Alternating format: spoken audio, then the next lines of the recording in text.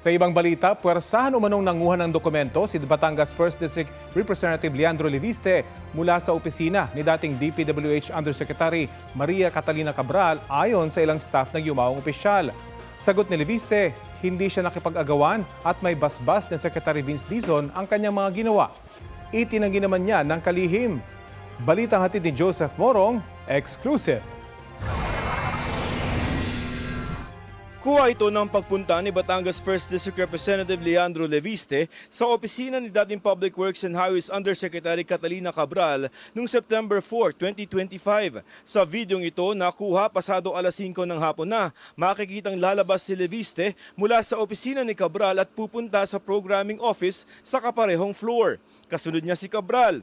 Sa isa pang kuha ng CCTV, lalabas sina Cabral at Leviste mula sa programming office. Si Leviste may hawak na mga papel habang tila may ipinapaliwanag sa kanya si Cabral. Ito yung opisina ni dating DPWH Undersecretary Catalina Cabral dito sa DPWH Central Office. Walang CCTV sa loob at ayon din sa mga staff na nakausap natin, ang hindi nakita sa CCTV ay yung mga naging aksyon ni Batangas Representative Leandro Leviste kung saan may hinahanap siya ng mga dokumento kay Cabral. Pwersahan o manong nanguha si Leviste ng mga dokumento at kumopya ng mga files sa computer sa opisina ni Cabral at programming office. Hiniling nilang itago ang kanilang pagkakakilanlan dahil sa takot para sa kanilang seguridad. Ayon kay Kim, hindi niya tunay na pangalan, hinahanap ni Leviste kay Cabral ang mga proponent o pangalan ng mga mambabatas para sa mga proyektong nasa General Appropriations Act o GAA ng 2025. Nakita po namin sa loob, parang si Kong po, kuha ng mga dokumento. Hawak niya po yung phone niya. Tapos binivideohan niya po lahat ng mga papel. Tapos si ma'am po, parang Kong, wag naman, ano po bang kailangan niyo, prepare naman na. Tapos that was the time na medyo tumataas na po yung boses ni Kong. Ang sabi niya po noon na, bakit may tinatago ba kayo? May isang pagkakataon ding nasugatan si Cabral dahil sa pakikipag-agawan ng dokumento kay Leviste. Pagkapasok po namin, naalala ko po, yung kamay ni ma'am nakaganon, ang dami pong dugo sa damit niya, yung ibang papel po nun meron mga dugo din. And then, doon na po kami nakiusap kay Kong na baka Kong pwedeng wag naman ganito. Wag naman. Kasi may sugat na po si ma'am. Dito makikita na tila may bandage na sa kamay si Cabral habang may kausap sa telepono. Para daw mapayapa si Leviste, iniutos ni Cabral na bigyan ito ng kopya ng listahan ng National Expenditure Program at GAA na nakalagay ang pondo sa mga distrito para sa taong 2025. It doesn't necessarily mean po na sila po yung nag-propose. Kasi kami, pinaplatnan namin kung ano talaga yung nasa official document, kung how much talaga ang napunta doon sa district na yon, sa NEP and sa GAA. Hindi yan yung request. Request ng mga congressmen, mga pasingit niya. Hindi po. Hindi po. Kung saan located yung project, bawa.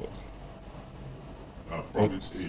Oh yes. Kung saan talaga located yung project, doon naka-lodge yung allocation na. Pero dahil natagalan ang pagpiprint ng dokumento, pinuntahan na ni Leviste ang opisina kung saan ito piniprint. Doon daw, sa pilitang nangopya ng mga files galing sa computer si Leviste. Umupo po doon si Kong. Tapos nagkalikot-kalikot na siya ng mga ng mouse, ng keyboard. Sinabi ko naman ho na Kong, wag naman ganito. Umabot pa nga po ako sa point na sabi ko, Kong, empleyado lang kami, baka pwedeng wag naman kami idamay. Nakikita ko na po si ma'am, nanginginig na siya, tapos tumitingin siya sa amin. Tumigil na lamang daw si Leviste nang dumating si Cabral. Pasado alas 6 ng gabi, umalis si Leviste sa DPWH. Nagdesisyon daw silang magsalita ngayon dahil si ginagawa na rin ni Leviste. Ayon kay Leviste, pumunta nga siya sa opisina ng Cabral pagkatapos niyang puntahan ang isang assistant secretary ng DPWH. Itinanggi ni Leviste na nakipag-agawan siya ng mga dokumento kay Cabral. I vehemently deny na may inagawan akong dokumento from Yusek Cabral. At ang tanong ko po, bakit ngayon lang po yung sasabihin kung totoo man yan? Tinanong namin si Leviste kung totoo rin na nangopya siya ng files mula sa isang computer at kung ano ang mga nakuha niyang dokumento. You were able to get some documents from the desktop. Mhm. Okay. Hindi mo lang sabihin, You can see- pwedeng I hope that the public can see na lahat ng direction ko ay para maging transparent tayo sa budget. anong file nakuha mo, sir? Kung meron. Basta ang sinasabi ko kay Sec Vince, wag nang tanongin anong meron ako. Ilabas mo nang lahat ng meron ka. Ang mga ginawa daw niya sa opisina ng Cabral may basbas ni DPWH Secretary Vince Dizon at hindi rin daw niya ginagamit lamang si Cabral. All of this was with the authorization of Sec Vince. Kasi muli, andun nga po si Yusek Cabral. Yeah. On the phone naman si Sec Vince. Wala naman nagsabi sa akin na huwag mong gawin yan. Bagay na itinanggi ni Dizon. Legislative district breakdown, absolutely. Pero yung pagnakaw niya ng files sa computer, huwag ang imprimatur yun. Yung nakipagagawan siya ng papel kay Cabral, huwag ang imprimatur. Basta, huwag nakikita ng imprimatur. Nasa ombudsman na rin daw ang mga dokumento. Documents are already with the ombudsman. So, the ombudsman will decide what to do with those documents. At kung hindi man daw nila ipinablotter o nireport sa pulisya ang ginawa ni Leviste, I-request kasi si Kaki na huwag ko nang pagakihin eh. Nag-request ako kay Kaki. Nag-request si Kaki sa akin. Ayaw mag-sworn statement eh. Natatakot siya nun eh. Joseph Morong nagbabalita para sa GMA Integrated News. Itinanggi ni Public Works Secretary Vince Dizon ang aligasyon ni Batangas 1st District Representative Leandro Leviste tungkol sa insertions at allocable sa umano niya sa national budget. Kasama raw rito ang dati umanong BCDA Flood Control Project ng Kalihim. Sa pahayag na inilabas ng DPWH, sinabi ng kagawaran na dati nang nilinaw ng Basis Conversion and Development Authority na wala itong flood control project na pinondohan mula sa mga allocable fund, budget insertion o iba pang anilay discretionary source. Wala raw basihan at katotohanan ang akusasyong ito ni Leviste. Ayon pa sa DPWH, nagdudulot din daw ng pagdududa o suspicion ng timing ng aligasyon ng mambabatas na lumabas matapos ang pagsisiwalat ng mga tauhan ni dating Undersecretary Maria Catalina Cabral na puwersahan at iligal niyang kinuha ang mga file mula sa dating opisyal. Sugatan ng isang rider matapos tumilapon mula sa isang tulay sa Marikina. Balitang hatid ni EJ Gomez. Nakitang nakahandusay ang lalaking motorcycle rider na yan sa Marcos Highway sa Barangay Barangka, Marikina City mag-aalas 12 kagabi. Ang rider tumilapon mula sa Barangka Bridge pababa sa kalsada. Ayon sa isang saksi na angkas ng isang TNVS driver, nagulat na lang sila nang makita ang isang motorsiklong nakahambalang sa kanilang harapan. Nakahandusay na po dito yung motor. Tapos hinahanap po nung angkas driver ko yung kung saan yung may-ari ng motor. Tapos yun nga po sabi, nandito daw po sa baba, which is nahulog nga daw po.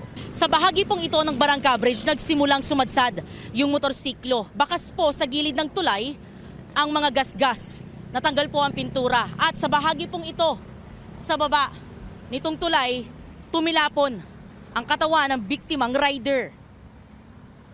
Bumagsak yung rider sa taas, simula sa taas ng tulay pababa, face down. Yung binti niya is bali, tapos medyo mahina yung pulse na nung rider. Kwento ng saksi, isang rider daw ang nakagitgitan pa umano ng biktimang rider bago siya mahulog mula sa tulay.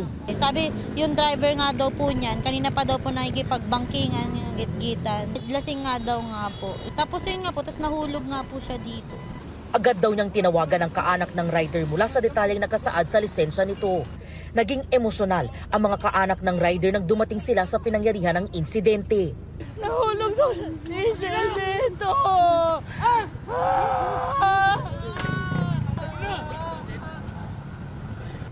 Pauwi na po. Pauwi na po. Galing po siyang pajama party daw po nila. Sa Cubao po yata. Galing siya trabaho. Sa investigasyon ng Marikina Police, residente ng Barangay Tumana ang 20 anyos na rider na ngayon nasa ospital. Ayon sa barangay, madalas ang mga aksidente sa Barangka Bridge. Kasi po, di ba, start po sa Katipunan is pababa. So, lahat ng sasakyan is mabilis talaga. Tapos aahon, tapos bababa na naman. Ngayong December, siguro, 10 talaga yung nasa ibabaw ng tulay. Usually naman, self-accident eh. Ayun, lasing, nakainom, nasasadsad dun sa gutter, hindi na nila natatansya kasi sa kurbada. Ganun naman usually ang aksidenteng nire-respondihan namin doon. Nagdulot ng bahagyang traffic sa lugar ang insidente. Patuloy naman ang investigasyon ng pulisya. EJ Gomez, nagbabalita para sa GMA Integrated News. Ito ang GMA Regional TV News. Balita sa Visayas at Mindanao mula sa GMA Regional TV. Nauwi sa trahedya ang biyahe pauwi ng isang grupong nagsasalo-salo sa Cagayan de Oro City. Cecil, anong nangyari? Rafi, 4 ang patay matapos mahulog sa bangin ang sinasakyan nilang SUV. Sugatan naman ang driver na chief tanod ng barangay Mambuaya. Batay sa investigasyon, galing sila sa year-end evaluation and assessment ng Barangay Peacekeeping Action Team. Nadisgrasya ang SUV sa palusong at palikong kalsada sa lugar. Kinukuha pa ang pahayag ng driver at ng Barangay Mambuaya Council. Patay sa sunog ang isang babae at 2 niyang anak sa Barangay District 1 sa Babatngon, Leyte. Base sa investigasyon, natutulog ang mag-iina nang magkaroon ng sunog sa kanilang bahay. Hindi na raw sila nakalabas. Inabot ng mahigit 2 oras bago tuluyang naapula ang apoy. Inaalam pa ang sanhi nito. Sa Barili naman dito sa Cebu, nasunog ang ilang tindahan ng paputok nang may magsindi ng triangle at naihagis sa nakadisplay na Judas Belt. Ayon sa investigasyon, may 2 lalaking bumili ng paputok at doon ito sinindihan. Kahapon, narakip ang isa sa 2 na responsable sa insidente. Sa inisyal na investigasyon, nakainom ng alak ang lalaki kaya niya nagawa ang pagsindi ng triangle. Nasa 14,000 pulis daw ang magbabantay sa mga nakatakdang aktibidad para sa Nazareno 2026. Ayon sa Manila Police District, ang ilan sa mga i-deploy na pulis ay mula sa regional offices gaya ng Central Luzon at Calabarzon. Ayon naman sa pamunuan ng Minor Basilica and National Shrine of Jesus Nazareno, kabilang din sa magbabantay sa seguridad ang nasa 200 ihos pulis o mga pulis na deboto rin ng Poong Jesus Nazareno. Naka-special duty raw sila para sa mismong andas at sa lubid na nakatali rito.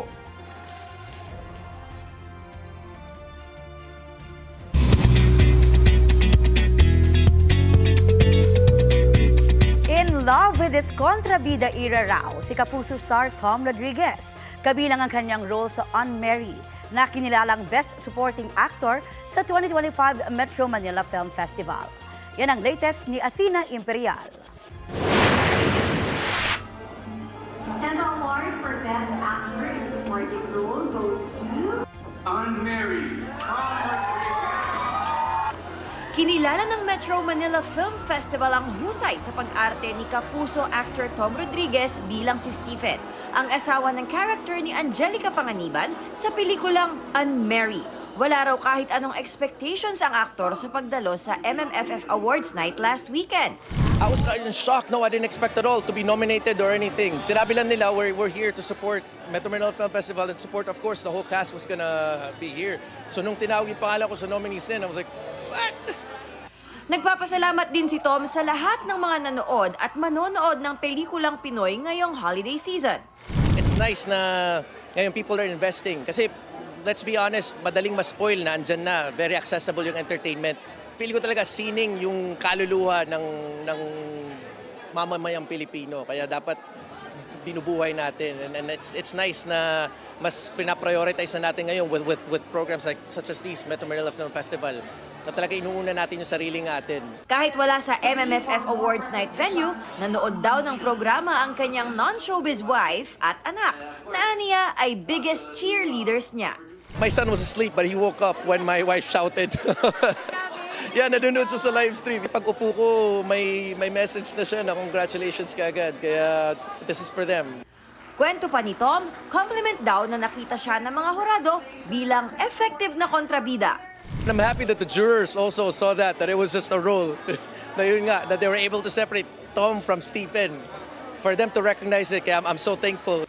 Sa Encantadia Chronicles Sangre, si Tom ang gumaganap bilang si Gargat, ang pinakabagong kontrabida ng fantaserye. I'm loving my kontrabida era. Kasi sa This is my third na. I did Lilet Matias last year, Gargan ngayon sa Encantadia, tapos ngayon for Unmarry. Kaya please give me more. Athena Imperial, nagbabalita para sa GMA Integrated News. Kaugnay sa monitoring sa mga kababayan nating pumapasok at umaalis sa bansa ngayong holiday season, makakausap natin si Bureau of Immigration Deputy Spokesperson Melvin Mabulak. Magandang umaga at welcome po sa Balitang Hali. Magandang umaga, Sir Rafi. Magandang umaga po sa lahat ng nanonood, nakikinig. Good morning po. Apo, kumusta po yung monitoring ng BI sa mga arrival at departure nitong Pasko at ngayong magbabagong taon? Opo, Sir Rafi, nakita natin talaga ang dagsa pa rin ng ating mga pasahero. If you can look at the statistics even as early as December 18, talagang pumalo yung departure, umabot na ng more than 60,000 a day. At yung arrival natin, umaabot almost 50,000. Kaya nakita natin tuloy-tuloy talaga yung pag-travel ng ating mga kababayan, even mga foreign nationals na dumarating sa lahat ng ating paliparan nationwide. May mga ilang aberya o problema bang na-monitor? Nakita natin ang pagkakaroon ng mahabang pila pero inaasahan po natin yan. Ang isa lang po nakita natin na obserbasyon, especially those hindi nakapag-prepare ng kanilang e-travel kasi pag hindi sila nakapag-prepare, sineset aside po muna sila at minsan po nagdo-domino effect, medyo mahaba yung pila. Kaya we are advising the people to please register in advance yung ating mga e-travel. Pero may nakita po ba kayong improvement dun sa haba ng pila at bilis ng kanilang pagpasok? Yes po, especially po sa ating ating arrival considering that we are using yung e-gate, napakabilis po at mabilis kung mayroon mang pila, makaagad-agad po na nawawala ito dahil sa sobrang bilis po ng ating mga e-gates na in-install sa ating NAIA Terminals 1 and 3. Ito po ay 12 po sa NAIA Terminal 1, 12 sa NAIA Terminal 3. Yung nabanggit po nyo na delay, ito yung pag-fill up lang nito mga kailangan bago pumasok. Tama ho ba? Paano ba yung proseso nun? Dapat nasa aeroplano pa lang ay ginagawa na ito? Yes po, you can register 72 hours before yung travel mo. Dapat nakapag-register ka na even nasa aeroplano o hindi ka pa nga nagtra-travel. Pwede ka na mag-register para pagdating sa ating mga paliparan, pag-arrive sa ating bansa, kaagad-agad po na proproseso at ando na kasi nakikita po namin sa aming system yung registration po. So dapat kasama na yun habang nag-i-impake o matapos mag-impake, isama na yung mga requirements na yun. Sa iba naman po balita, kumusta po yung inyong monitoring kina Zaldico, Cassandra Leong at dating Presidential Spokesperson Harry Roque? Yes, Sir Rafi, nakita natin na same pa rin. Wala pa rin silang nakita nating new travel record and even kay Zaldico, nakita natin yung previous travel pa nang umalis siya including na sa ibang mga person of interest na tinitingnan natin. Wala tayong bagong record ng travel. Kaya minomonitor po ng ating mga tauhan yan. Maging si dating Public Works Secretary Manuel Bonoan na sinasabi nyo nga hindi umuwi sa bansa, kumusta na po ang monitoring sa kanya? Yes, Sir Rafi, kasi ang kanyang commitment babalik siya noong December 17 but nakita natin wala naman bagong travel o nag-arrive siya. Pero ang mga tauhan natin talagang binigyan natin ng direktiba na sa utos ng ating commissioner na ma-monitor ang travel ni Secretary Bunuan kung siya ay babalik sa ating bansa. Bagamat wala po kayong record, hindi man nangangahulugan na hindi sila nag-travel. Wala lang record na lumalabas patungkol sa kanila posibleng pagbiyahe. Ang ating pong record ay nakasalalay sa mga formal entry and exit ng ating bansa nationwide po. Yan po ang tinitingnan, binagbabasihan po natin sa record po natin. Makikip-update na rin po kami sa pagpapauwi sa mga Chino na nagtrabaho sa mga Pogo noon sa bansa. Deported na po ba yung lahat? May ilan-ilan pa po na prinoproseso po yung kanilang mga dokumento at once nagkaroon naman po ng mga travel document, kaagad-agad po dinideport natin yung mga dayuhang ito kasi we have to understand we are going to decongest sa RAPI yung ating mga ating detention center to ensure na tama po yung population ratio po na nakapaloob po doon sa ating mga detention center. Kasama po ba rito yung nagkaroon ng pamilya na, nagkaroon ng asawa at anak dito sa Pilipinas? Yes po, kung mayroon ng pong deportation unless po mayroon silang accountability other crimes na hindi sila binigyan ng clearance to be deported na pending yung implementation ng deportation order, sila po ay hindi makaalis. Pero kung sila po ay wala ng mga other cases outside the immigration, we have to implement the deportation order, Sir Rafi. Okay, maraming salamat po sa oras na ibinahagi niyo sa Balitang Hali. Bureau of Maraming Immigration salamat po. Deputy Spokesperson Melvin Mabulak.